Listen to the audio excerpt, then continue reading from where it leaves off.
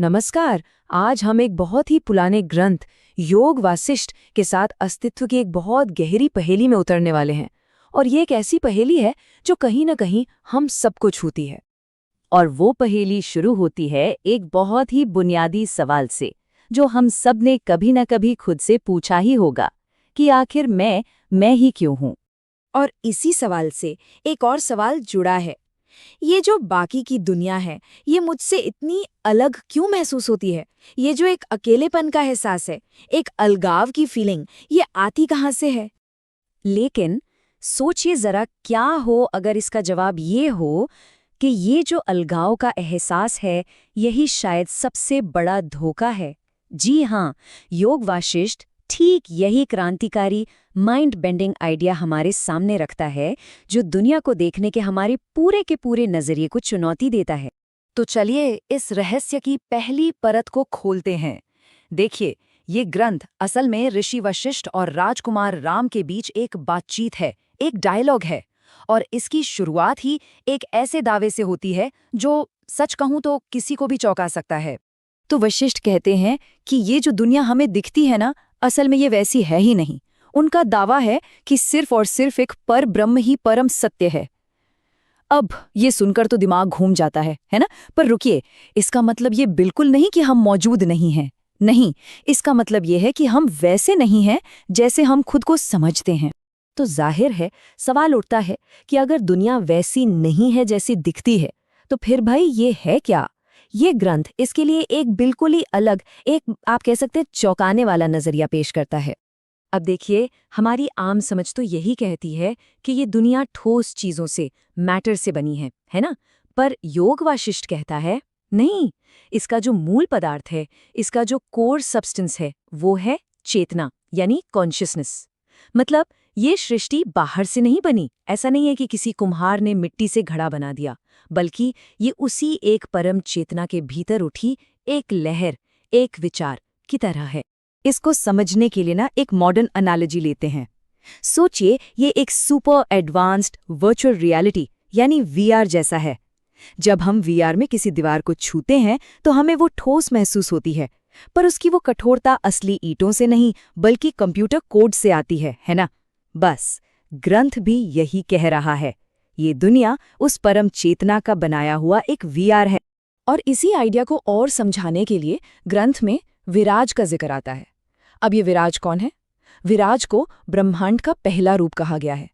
पर कैच ये है कि उसका शरीर फिजिकल नहीं है, बल्कि स्पिरिचुअल है, ट्रांसपेरेंट है।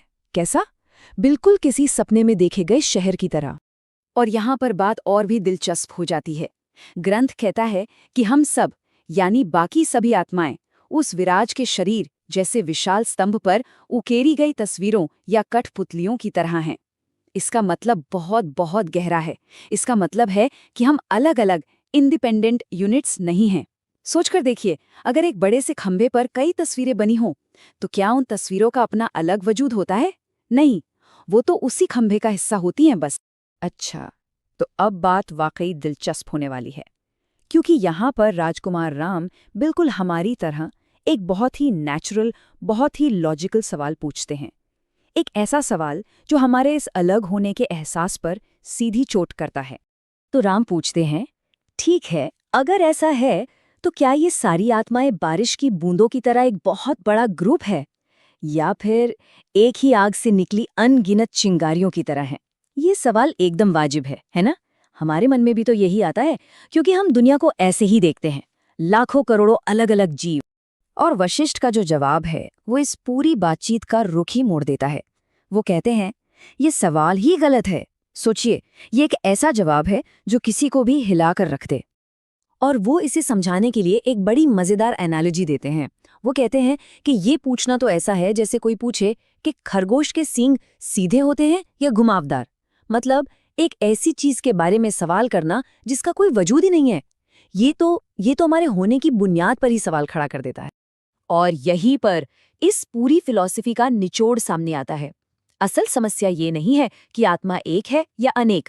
समस्या तो अलग आत्मा का आइडिया ही है। वशिष्ठ के मुताबिक न तो कोई सेपरेट सोल है और न ही उनकी कोई भीड़। तो फिर सवाल उठता है, ये मैं का एहसास, ये आई की फीलिंग कहाँ से आती है? ग्रंथ कहता है कि हमारा जो अहंकार है, हमारा ईगो, वो सिर्फ एक कल्पना है, चेतना की ही एक अवधारणा। ये मैं की भावना उसी विशाल चेतना के अंदर से ही पैदा होती है। और इसको समझाने के लिए ग्रंथ एक बहुत खूबसूरत मेटाफर देता है। वो कहता है कि चेतना अपने भीतर ही अपने अहंकार को महसूस करती है, ठीक वैसे ही जैसे एक फवारे का पानी अपने ही सोर्स से फूटता है। तो ठीक है, अगर मैं ही एक कल्पना है, तो फिर इस ठोस फिजिकल दुनिया का क्या, जिसे हम हर पल एक्सपीरियंस करते हैं?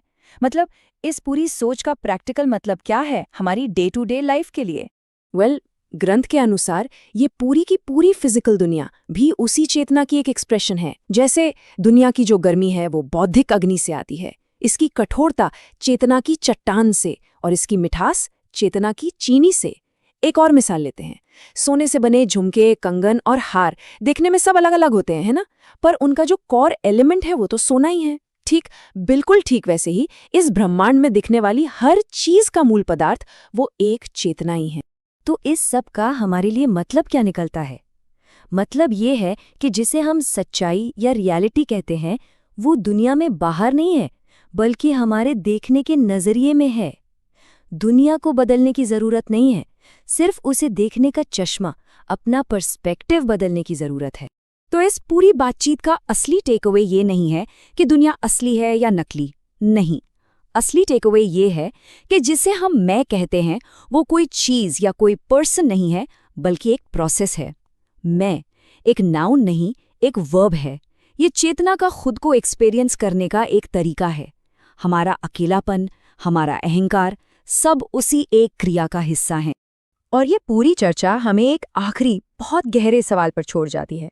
एक ऐसा सवाल जो हम सब खुद से पूछ सकते हैं कि हमारे एक्सपीरियंस को असल में क्या डिफाइन करता है?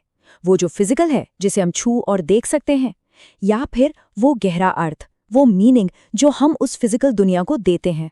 हमारे होने का असली एहसास आखिर है किसमें?